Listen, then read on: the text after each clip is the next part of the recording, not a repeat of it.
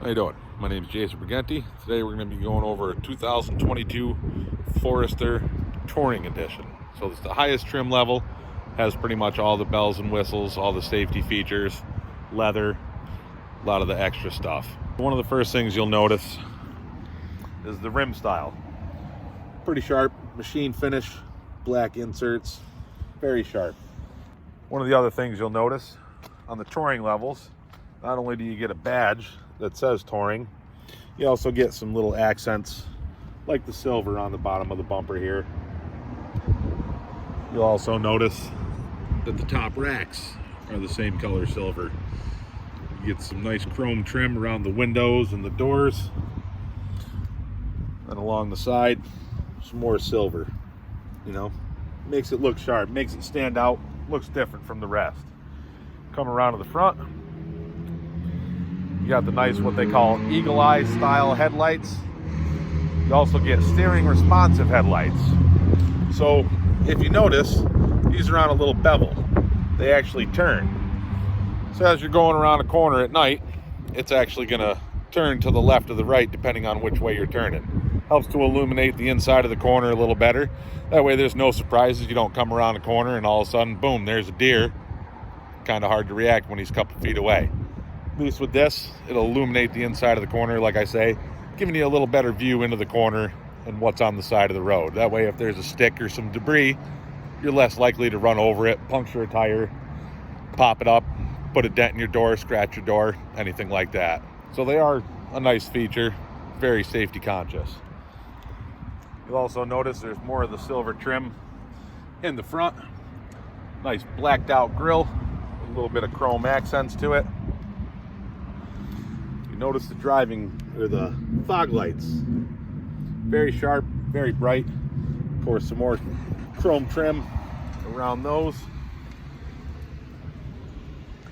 You'll also notice the mirrors have silver, black on the bottom. They have a little indicator for the turn signal, so when you're driving along, people on the side of you can see your blinkers even if they can't see the markers on the car.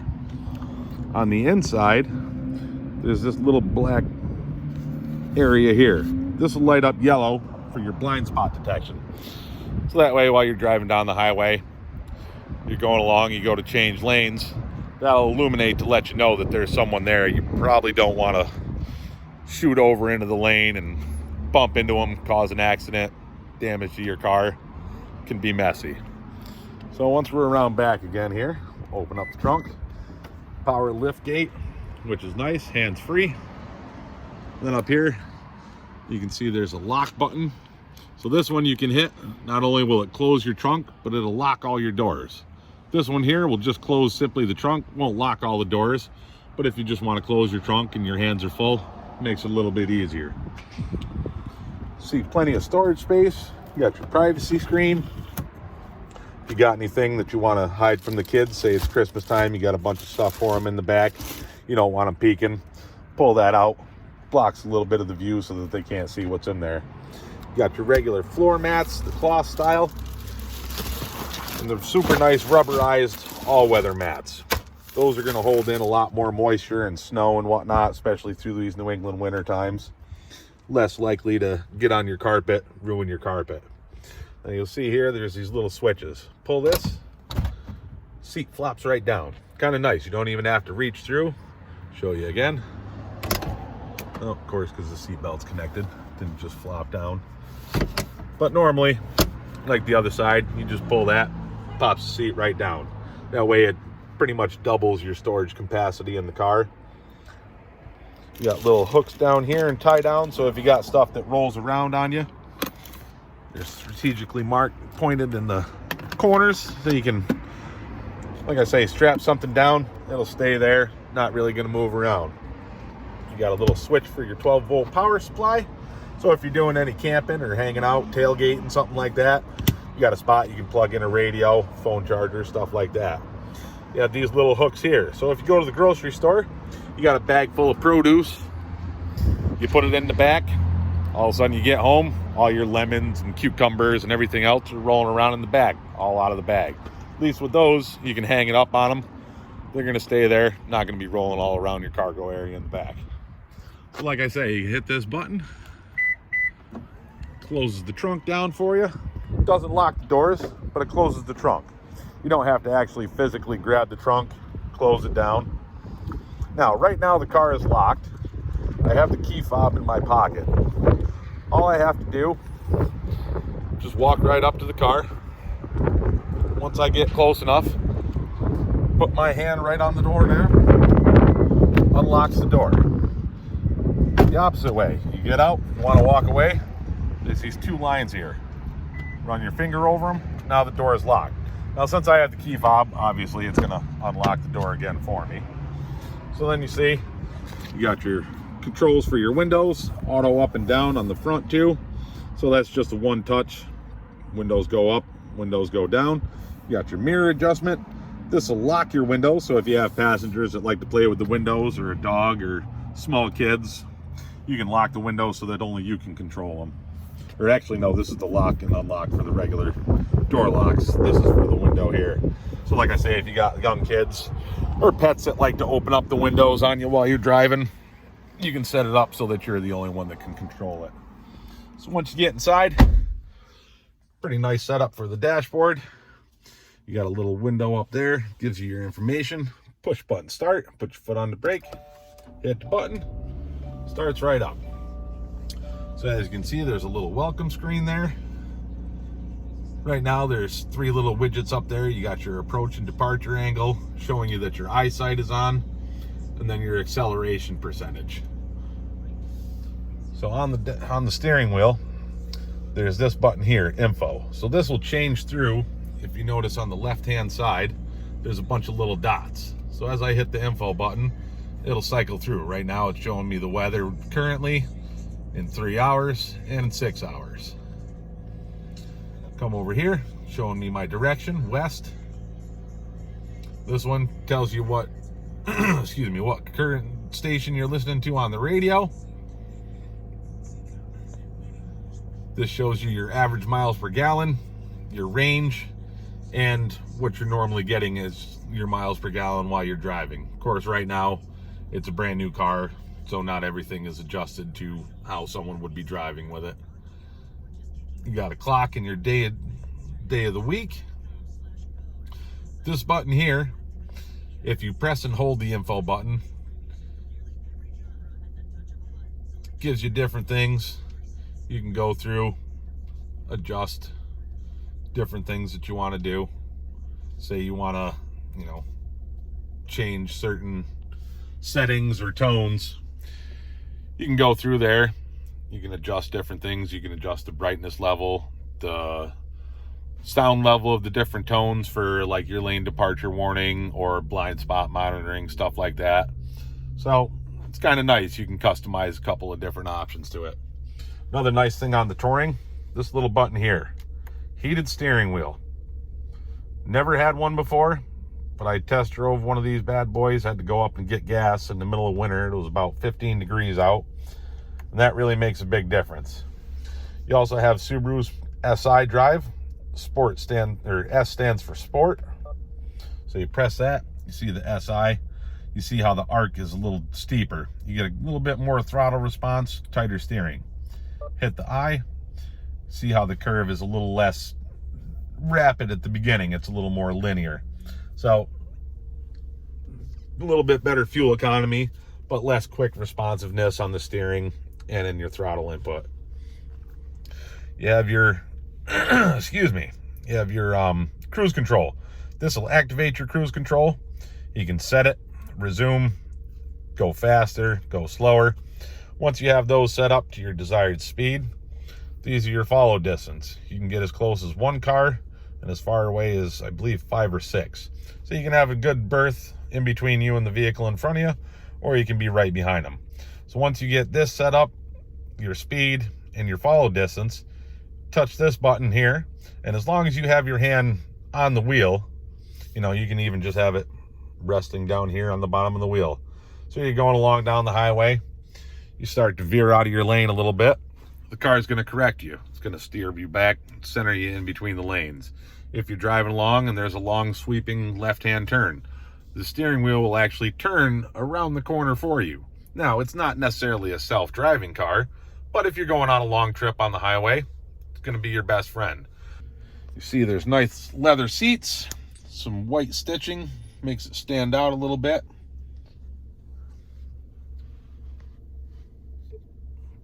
You got your radio controls. This one has navigation because obviously it's a touring, has everything, all the bells and whistles. So you can search for different places that you want. Search for destination, nearby places, previous addresses. So if you've been someplace before and you can't remember how to get there, press this, previous addresses.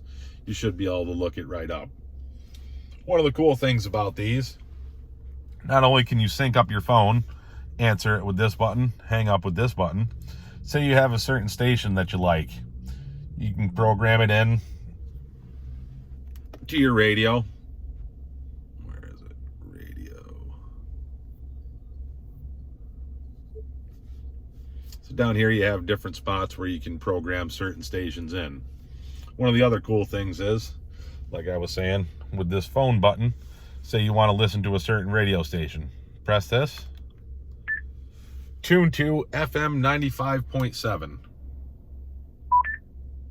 Tuning to 95.7 FM. It's kind of nice. That way you don't have to reach down, adjust the stereo yourself. Likewise, you can do the same thing with navigation. You can press and hold that button, wait till it beeps, say navigate to 225 Main Street, Torrington, Connecticut. It's going to map it out for you, call out the directions when you need to turn, get you where you need to go. So down here, you got your auto vehicle hold. So when you come to a stop sign or a stoplight, once you have the brake fully depressed and the car is stopped, you can actually take your foot off of the brake and the car will stay right where it is till you touch the gas. Then it'll start going again. You got your dual X mode, snow and dirt, deep snow and mud. Now, not that you're really going to get stuck often in the Subaru because of this all-wheel drive system, but every so often it does happen. You got your seat heaters, high and low, off. Your drive, you can see here it has an M and a D. So you pull it all the way back, it's in drive mode. Pop it over here, now it's in manumatic. So you can see there's these little shifters on the back side of the steering wheel. This is your down gear, this is your up gear. So that way you can shift. Some people like it. I personally enjoy an actual manual shifting myself, but for people that don't know how to drive a manual, this is a nice alternative. Make you feel like you're kind of driving a manual, but it's not as complicated. You don't have to worry about burning out your clutch or grinding your gears or anything like that. It's just seamless. So one of the other nice things about this radio, all the newer cars here come with Apple CarPlay and Android Auto. So even if you don't have navigation, go to your apps. You can plug in your phone to one of these USB ports down here, then plug it into your phone. And if you have an Apple phone, you would hit Apple CarPlay. It'll bring it up, sync your phone, and it'll actually put your GPS and your maps up on this screen. So that way you don't have to look at your phone, constantly pick your phone up and see where you are. It'll show you right on the radio screen itself. Makes a big difference. Now, I can climb in the back of this. Now, as you can see, my knees are right up to the back of the seat, but it's not uncomfortable. I'm not pushing on the back of the seat. I don't feel like my knees are in my chest. It's actually pretty comfortable back here for a person of my size. You also have rear air. You have rear heated seats as well. So that way the people in the back don't have to freeze first thing in the morning. You got a couple USB ports. That way the people in the back can charge their phones. Nice bright LED lights in the back. LED lights in the front for your map lights. You also have this little thing here. Works as an armrest, and you get cup holders. So, kind of nice. You can fit 3 small to medium-sized people in the back seat of this. I wouldn't want to try and fit 3 of me back here. It'd be pretty crowded. But there's quite a bit of space in these. Nice cars. quality vehicles. Now we'll take a look at the engine. So the Foresters have Subaru's tried and true 2.5 liter horizontally opposed 4-cylinder. They get about 187 horsepower, and I believe it's 176 foot-pounds of torque. So there's quite a bit of juice to them. Now, underneath the hood, you can see yellow cap, yellow cap, yellow cap, yellow cap, yellow handle on the dipstick. That's basically the things that you want to worry about. You got your brake fluid, your windshield wiper fluid, oil, overflow for your coolant, and then, like I said, the dipstick for your oil. So those are all things that you can check yourself. If you notice that they're low, by all means fill them up. Anything else, leave to the technicians. They're trained in it, they know what they're doing. One of the really cool features about these, this is your oil filter. So normally on most cars, the oil filter is somewhere down mixed in with all that stuff there. Really difficult to get to. Can be a real pain in the butt. You got to tweak your hand to get it in there a certain way, and God forbid you put the stupid wrench on backwards. Now you're pulling it out of there and trying to snake it back on without even being able to see it. So it is a nice feature having it right there, front and center, easy to get to, easy to change. Makes a big difference. Well, there you have it. 2022 Subaru Forester Touring. Now, like I said, this is the top trim level, so it has all the extra bells and whistles, all the safety features. Not everybody can afford these, because obviously, being that it's the top trim level, it's a little more expensive than some of the other ones. But like I say, you have all the safety features, all the creature comforts, all in one package. And with Subaru's all-wheel drive, it's very difficult to get stuck. Super helpful in the New England winters around here. So if you're looking for a good car that's going to get you through the winter, reliable, fuel efficient, not too super expensive, not going to break the bank, but you're going to get plenty of value for it, come on down to Gengras Subaru in Torrington. See me or one of my colleagues. See if we can't get you into a new Subaru and make your winter safer and more reliable. Have a good day.